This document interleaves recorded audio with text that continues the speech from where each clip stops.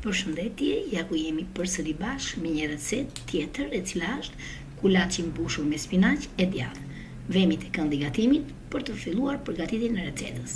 Si fillim do të aktivizojmë majan. Vendosim ujin e ngrohtë, qumshtin e ngrohtë, sheqerin dhe majan. E trazojmë mirë që majaja na tretet sa më shpejt. Do të vendosim dhe pjesën tjetër të ujit dhe të qumshtit. E ndava në dy pjesë sepse sa më pak ujë të ketë, aq më mirë tretet majaja. Dhe majaja na është tretur shumë mirë, tani do të vendosim miellin. Do të vendos 2 gota ujë me miell. E trazoj mirë që mielli na tretet mirë, gjithashtu vendosim dhe pjesën tjetër. E trazojmë dhe konsistenca e brumit që majaja të aktivizohet duhet të jetë në këtë mënyrë, në këtë formë. Tani do të i vendosim kapakun dhe do e lëmë në qelësi për 30 minuta. Ndërkohë që majaja do aktivizohet, ne do të përgatisim mbushjen. Kemi marrë spinaqin, vendosim pak krip dhe e shtypim. Unë preferoj më mirë ta kem të freskët spinaqin kur e përdor për byrek apo dhe për kulaçin që po e përdor në këtë rast, sesa ta përvulloj. E kemi shtypur, vendosim edhe koprën, gjithashtu dhe majdanozin. Unë majdanozin e kam të ruajtur në frigorifer sepse kur gjej majdanos së mirë, e laj, e gri dhe e kam gati. Kështu që në këtë rast e kam majdanos frigoriferi. Vendosim djathjen, e thërmojmë plotësisht. Mund të vendosni çfarë do lloj djathje që të jetë e mundur, si të dëshironi juve, si të gjendet në shtëpi. Po djathi i bardhë jep më shumë shije dhe mund ta bëni me çdo lloj mbushje, me presh, me mish, me qep, me çfarë të dëshironi. E kemi përfunduar dhe përgatitjen e mbushjes, tani do të vendosim pak vaj ulliri.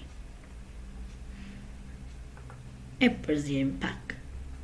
Dhe ja ku e kemi mbushjen. Ndërkohë, majaja na është aktivizuar. E shohim, i heqim kapakun dhe siç e shihni ka krijuar pore plot. Na është aktivizuar në mënyrë perfekte. Lëm pak mosat e gishtave që brumi mos na ngjitet gjatë kohës që do e punojmë pak.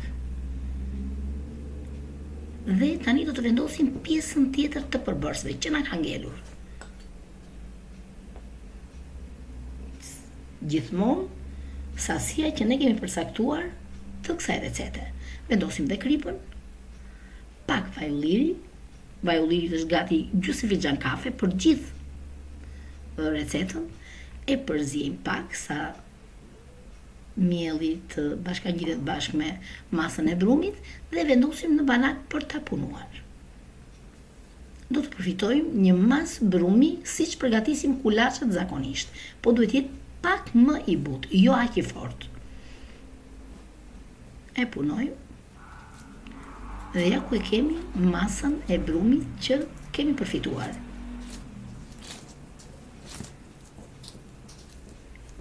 E formojmë një topë të madh dhe e punojmë duke tërhequr nga vetja brumit të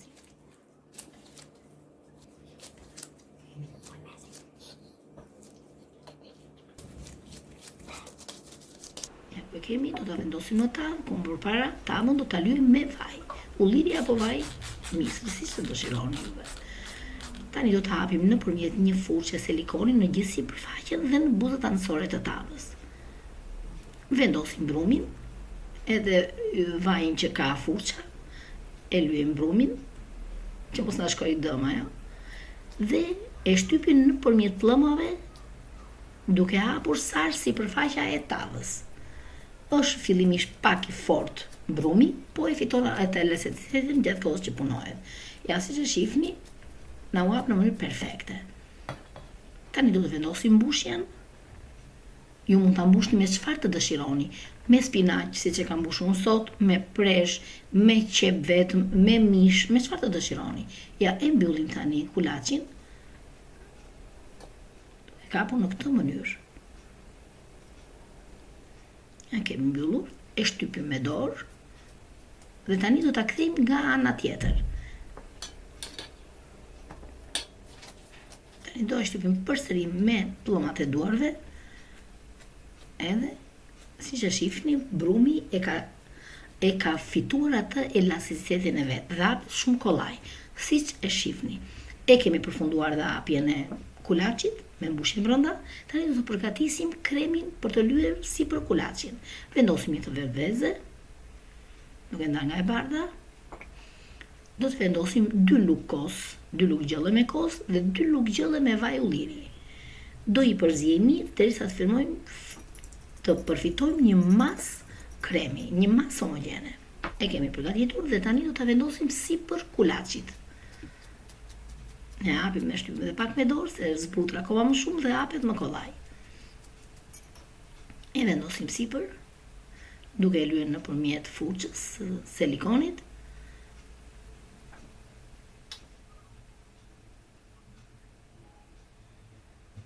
Ja, e kemi përfunduar dhe vendosjen e kremit mbi kulaç dhe tani do të vendosim susam. Ju mund mos vendosni. Unë e kam vendosur se më pëlqen susami shumë. Po para se të vendosim susamin, do ta presim nëpërmjet një shpatulle ku e kemi lyer me vaj. Unë në fakt e kam prerë shumë lehtë, jo deri në fund, vetëm pjesën sipër për të ndarë ato kuadratat e pjesëve që duhet jenë. Ju mund mos andani. Brumi shumë i bull dhe shkos i hapet.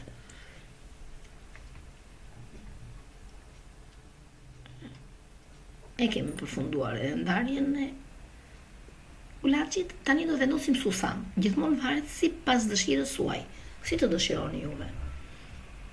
Do ta lëmë në qetësi për 10 minuta, ja shihni si ka ardhur pak, dhe tani do ta vendosim në furrë për ta pjekur në furrë të parangrohur në 180 gradë për 45 minuta. Kujdes me furrën. Shihni si na shpjeku në mënyrë perfekte. Shihni. Do ta lëmë pak të ftohtë dhe do ta presim ta shohim. Na shtou dhe tani ta shohim si se është bërë.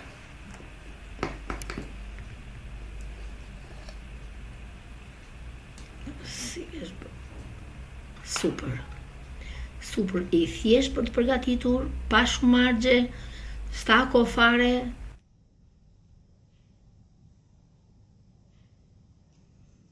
Shihni si është bërë. Ju bëf të mirë. Do dëshiroja shumë që kjo recet t'ju ketë pëlqyer dhe ta përgatisni edhe ju. Shihni sa e butë që është, shihni.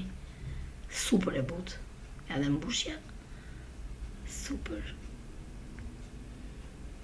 Do dëshiroja shumë që të më linit një mesazh poshtë videos që ju ka pëlqyer apo jo, dhe do dëshiroja shumë që ta përgatisni të recet. Miru takofshim në videot e radhës dhe faleminderit shumë që më ndiqni.